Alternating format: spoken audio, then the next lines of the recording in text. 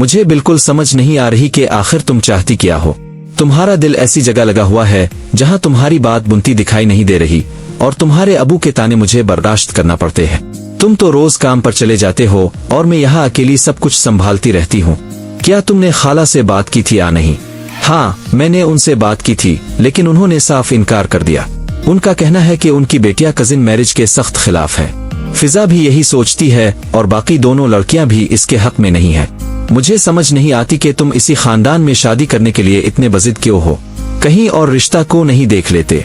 तुम मेरी बात को गलत समझ रही हो। मैं सिर्फ खाला का सहारा बनना चाहता हूँ। आखिर वो सैलून से कितना कमा लेती होंगी, ऊपर से मामू की पेंशन भी इतनी नहीं कि घर के तमाम अखराजात आसानी से चल सके। मैं सिर्फ चाहता हूँ कि मैं उनके काम आसिकों और उनका सहारा बनूं, इसके अलावा मेरी कोई गरज नहीं। तुम अपने अबू के कारोबार के पैसों से उनकी मदद करना चाहते हो, लेकिन क्यों? इसमें क्या बुराई है? आखिर वो कारोबार सिर्फ मेरे अबू का नहीं, मेरा भी है।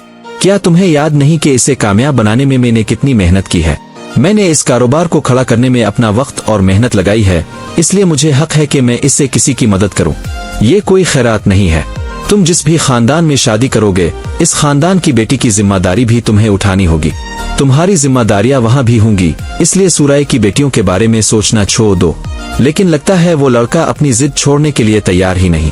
तहसीन, तुम भी तो कभी कभार ही हमारे घर आते हो। मैं क्या करूं जहां आरा बेगम? अब जानती हैं कि मैं हर वक्त काम में मसरूफ रहता हूं और फुर्सत ही नहीं मिलती। अच्छा ये बताओ, तुम्हारे बेटे कैसे हैं? और तुम्हारी बहू का क्या हाल है? मेरे दोनों बेटे ठीक हैं, लेकिन बहू कभी कभी मेरी बात नहीं मानती। फिर मुझे इसे डांटना पड़ता है और वो रो पड़ती है।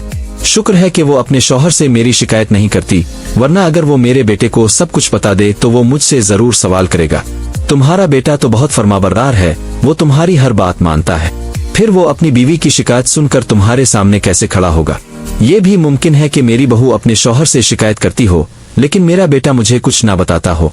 आखिर ये भी तो हो सकता है। वैसे उसामा के लिए कोई रिश्ता मिला आ नहीं? अभी तक तो नहीं मिला। तुम अली की मंगनी में गई थी ना? हाँ, गई थी, लेकिन उसामा अभी बहुत छोटा है और अपनी पढ़ाई में मसरूफ है।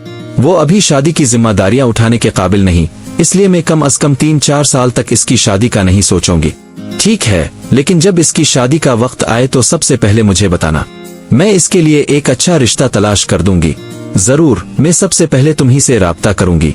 वैसे एक और अहम बात है, ईज़े का रिश्ता तय हो गया है और बहुत जल्द इसकी मंगनी होने वाली है।